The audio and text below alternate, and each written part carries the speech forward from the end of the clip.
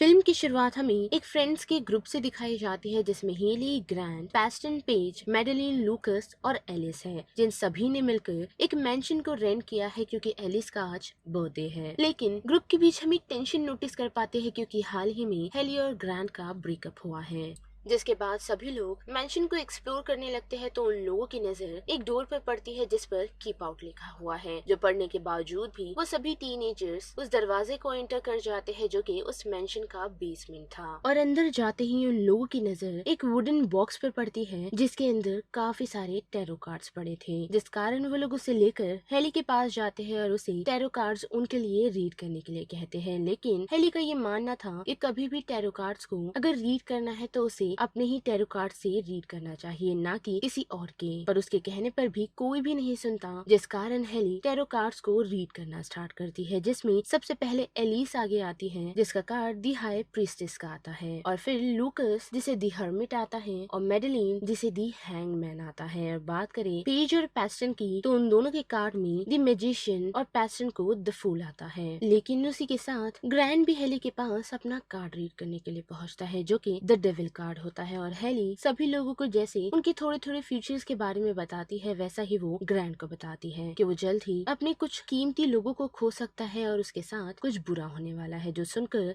Grand चिढ़ जाता है और उसे अपना कार्ड रीड करने के लिए कहता है। और हम देख पाते हैं कि हेली खुद का हॉरोस्कोप पढ़ती है और उसे द डेथ कार्ड आता है, जिसके दूसरे दिन सभी लोग अपने अपने घर चले जाते हैं। और उसी के साथ हम देख पाते हैं कि लूकस को कुछ फाइनेंशियल्स गेन हुए हैं जिसके बारे में वो अपने दोस्तों को बताता है, लेकिन वो सभी उन बातों पर इतना ध्यान नहीं देते। लेकिन बात करें एलिस की तो हम देख पाते हैं कि उसे रात में अजीब सी उसके घर में से आवाजें आ रही है, जिसे चेक करने के लिए जैसे ही वो एटीक की तरफ बढ़ती है तो वहाँ उसे वही कार्ड नजर आता है जो उसने कल चुना था, और वो कार्ड दी हाई प्रीस्टेस का था। और देखते ही देखते उसके सामने उसका मॉन्स्टर्स वर्जन आ जाता है और उस पर अटैक कर देता है, जिससे डरकर वो नीचे की तरफ गिर जाती है। पर फिर भी वो मॉन्स्टर वहाँ से जाती नहीं, बल्कि एटीक की स्टेयर्स उठाकर एलिस को इतना मारती है उससे कि उसकी जान चली जाती है। और जैसे ही इस बारे में उसके दोस्तों को पता चलता है तो वो सभी शॉक तो है, लेकिन साथ ही इन सारी चीजों को वो लोग एक एक्सीडेंट समझ रहे हैं। जिसके साथ साथ हम देख पाते हैं कि हेलिस अपने दोस्तों से ओपन अप होती है और उन्हें बताती है कि किस तरह वो बचपन में अपनी मॉम के लिए टैरो कार्ड्स रीडिंग किया करती थी, और उसी वक्त उसने स्टार्ट किया था। और जब भी वो अपनी मॉम का कार्ड लेती तो उसमें हमेशा डेथ ही आया करता था,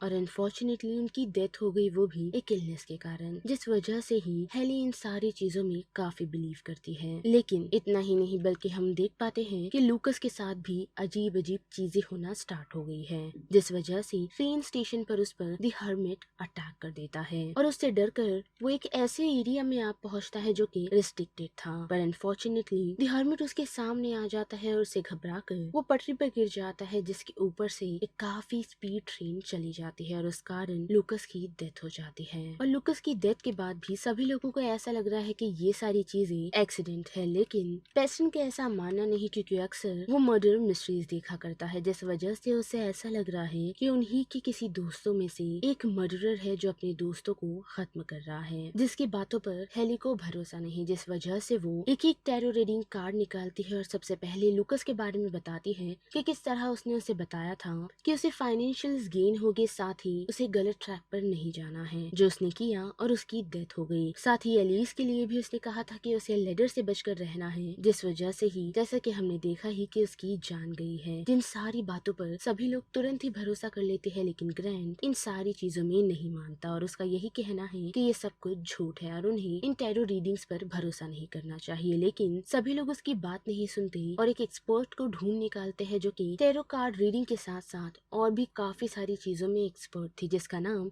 एल्मा है। और उसके पास पहुंचते ही उन लोगों को पता चलता है कि वो कार्ड एक एस्ट्रोलॉजर का था। जी हाँ, एल्मा ने उनसे उस टैरो कार्ड की कुछ डिटेल मांगी और वो देते ही वो उन लोगों को बताती है कि वो टैरो कार्ड एक एस्ट्रोलॉजर का है। साथ ही ऐसे ही लगभग 3 ग्रुप्स की मौत भी हो चुकी है, लेकिन एक ग्रुप में से एक लेडी बच गई जो और कोई नहीं बल्कि एल्मा ही है, क्योंकि उसने ही टैरो कार्ड रीडिंग किया था अपने दोस्तों के लिए, लेकिन उसने खुद के लिए नहीं किया, जिसके बाद से ही वो उन टैरो कार्ड्स को ढूंढ रही है। साथ ही वो उन लोगों को उस कार्ड को ढूंढकर उसे डिस्ट्रॉय करने के लिए कहती है, वरना सभी लोग मारे जाएंगे। लेकिन इतना ही नहीं बल्कि वो उन कार्ड्स की ओरिजिन भी बताती है जो कि लेट 18th सेंचुरी की थी, वो भी हंगेरियन बोरोन की, जिसके लिए उस एस्ट्रोलॉजर ने उसका फ्यूचर प्रिडिक्ट किया, वो भी उसकी वाइफ और होने वाले बच्चे को लेकर। और उस टैरो कार्ड रीडिंग में एस्ट्रोलॉजर ने बेरॉन को यही बताया कि उसकी बीवी और होने वाला बच्चा नहीं बचेगी, जो चीज बेरॉन को पसंद नहीं आई और वो एस्ट्रोलॉजर को बार बार कार्ड्स रीड करके उनका फॉर्च्यून बदलने के लिए कहा। पर अनफॉर्चुनेटली बार बार उसे टैरो कार्ड में सेम ही चीजें आती रही, जिससे चिढ़कर बेरॉन ने उस एस्ट्रोलॉजर और उसकी बेटी को उनके शहर से भगा दिया। पर कुछ दिनों बाद